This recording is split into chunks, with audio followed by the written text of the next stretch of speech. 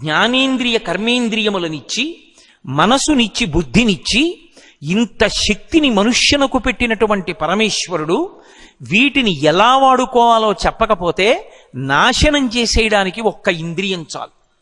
ఒక్క కన్ను బాగా పనిచేసినందుకు ఒక జాతి నశించిపోతోంది. చూపుకి ఆకర్షింపబడుతుంది దీపపు పురుగు. దీపాన్ని చూసి అది తినే వస్తువు అనుకుని వెళ్ళి దీపం మీద వాలుతుంది, రెక్కలు ఊడి కింద పడిపోతుంది. అరే ఇన్ని పురుగులు కింద పడిపోయి మనం ఎందుకురా వాడడం అని ఆలోచించవు. వెళ్ళి వాలుతూనే ఉంటాయి, కింద పడిపోతూనే ఉంటాయి. కుప్పలు కుప్పలుగా పడిపోతాయి రెక్కలు, పక్కన పడిపోతాయి పురుగులు. తెల్లవారి లేచి కాకులు బల్లులు తినేస్తాయి. కన్ను బాగా పనిచేసినంత మాత్రం చేత ఒక జాతి అంతా నశిస్తోంది. చెవి లౌల్యమును పొంది ఉన్న కారణం చేత ఒక జాతి మొత్తం పోతోంది. లేడికి పాట వినడం అంటే ఇష్టం. అది లతా మంగేష్కర్ పాడిందా, ఎంఎస్ సుబ్బలక్ష్మి గారు పాడారా, దానికి అనవసరం. పాట వింటే చాలు.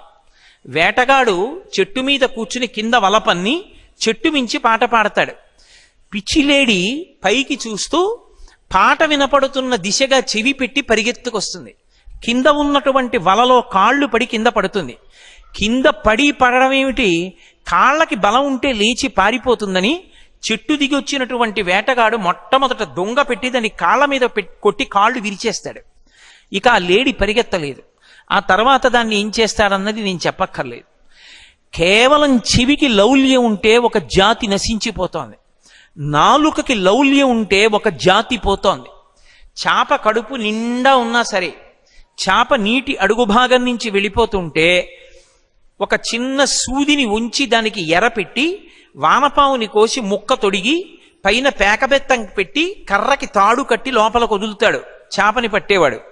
అలా వెళ్ళిపోతున్న చాప కడుపు నిండుగా ఉన్నా ఒక్కసారి ఎర్రని కొరికి రుచి చూద్దామని కొరుకుతుంది. లోపల ఉన్న సూది అంగిట్లో గుచ్చుకుంటుంది. ఆ పైనున్న పేకబెత్తం నీటిలో ములుగుతుంది. చాప పడిందని గుర్తు ఎరిగి ఇలా అంటాడు. ఆ త్రాటితో పాటుగా చాప వచ్చి గట్టు మీద పడిపోతుంది.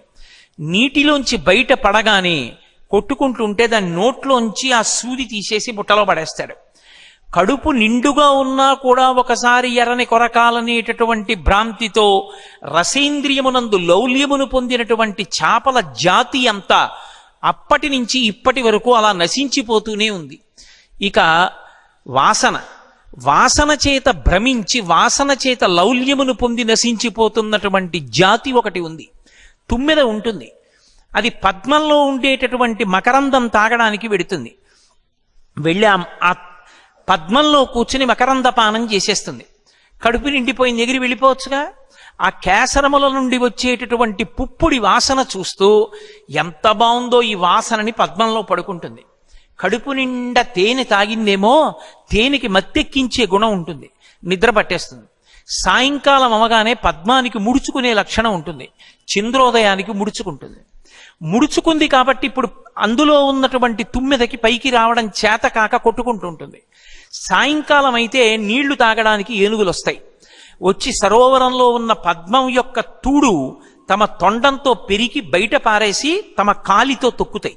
తొక్కినప్పుడు లోపల ఉన్నటువంటి తుమ్మెద ఏనుగు యొక్క పాద తాకిడికి మరణిస్తుంది. అంటే కేవలముగా వాసనాలౌల్యము చేత పద్మంలో పడుకుందామనుకునేటటువంటి తుమ్మెదల జాతి అంతా కూడా ముక్కు యొక్క తన్మాత్ర అయినటువంటి వాసనయందు లౌల్యమున్న కారణం చేత నశించిపోతోంది. ఏనుగుకి స్పర్శేంద్రియమునందు లౌల్యం. ఆడ ఏనుగు కనపడితే ఒకసారి ఇలా రాసుకోకపోతే అది ఉండలేదు. అందుకే పెద్ద గొయ్యి తవ్వి పుచ్చుకర్రలు పరిచి దాని మీద గడ్డి వేసి ఒక ఆడ ఏనుగు బొమ్మ పెడతారు మట్టితో చేసి. ఆడ ఏనుగు కనపడగానే దాన్ని ఒరుసుకుందామని వచ్చి ఒక్కసారి ఆ ఆడ ఏనుగుకి తన చర్మాన్ని ఇలా రుద్దుతుంది. ఆ ఊగడంలో బరువుకి కర్రలు విరిగి గోతిలో పడిపోతుంది. ఇక దానికి ఆహారం పెట్టరు, నీళ్ళు ఇవ్వరు. అది శుష్కించిపోయి నీరస పడిపోతే ఆ పిచ్చి 4 చెరుకు కర్రలు పెట్టినటువంటి వ్యక్తి ఆ అంకుశాన్ని చేత్తో పట్టుకుని కుంభస్థలం మీద పొడుస్తుంటే తలలోంచి వచ్చిన పోటుకి భయపడిపోయి ఆ అంకుశం చూసినా మావటిని చూసినా భయపడిపోయి ఇంత పెద్ద ప్రాణి అతను ఏం చెప్తే చేస్తుంది. అంకుశం అంటే ఎంత భయం అంటే దాని ముందరి 2 కాళ్ల ముందు అంకుశాన్ని పెట్టి మామటి పక్కన కూర్చుంటాడు. తొండం ఇలా ఊపుతుంది, కాళ్ళు వెనక్కి ఆడిస్తుంది తప్ప ముందరి కాలు ఎత్తి మాత్రం అంకుశం మించి బయటికి వెయ్యదు. బయటికి వేస్తే అది పెట్టి తలలో పొడుస్తాడని భయం. తను కేవలం వేరొక ఏనుక్కి శరీరాన్ని రుద్దుకోవాలన్న కోరికకి, స్పర్శేంద్రియ లౌల్యానికి ఏనుగు నశించిపోయింది. ఏనుగుల జాతి అంతా నశించిపోతోంది.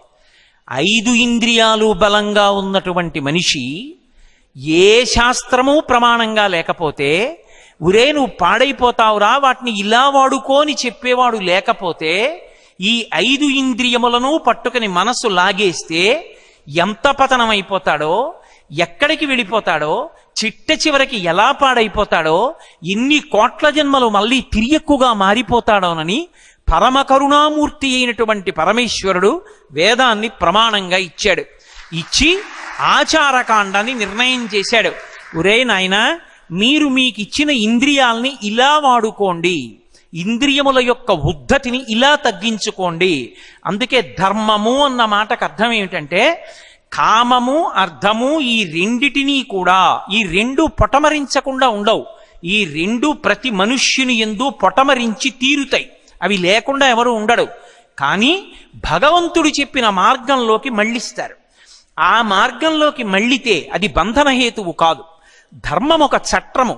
ఆ చట్రములోంచి మీరు వెళ్ళినంత కాలం సురక్షితం. పట్టాల మీద రైలు వెళ్ళినంత కాలం రైలు సురక్షితం. ఆకాశంలో వెళ్ళి క్షేమంగా భూమి మీదకి దిగితే విమానం సురక్షితం. నీటిలోనే ప్రయాణం చేస్తే ఓడ సురక్షితం. ధర్మచట్రంలోకి ఇమిడితే మనం సురక్షితం.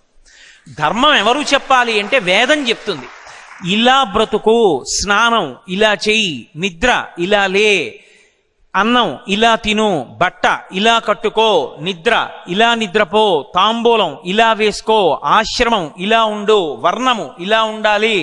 అందుకే ధర్మము దేని మీద ఆధారపడుతుంది అంటే వర్ణాశ్రమముల మీద ఆధారపడుతుంది. ధర్మము ఇక దేని మీద ఆధారపడదు. వేదమతమునందు నిర్ద్వందంగా నిర్భయంగా చెప్పవలసిన మాట ఇదే. ఇంకొక మాట చెప్పడం సాధ్యం కాదు. ధర్మము దేని మీద ఆధారపడుతుంది అంటే వర్ణము, ఆశ్రమము, ఈ రెండిటి మీద ఉంటుంది ధర్మం.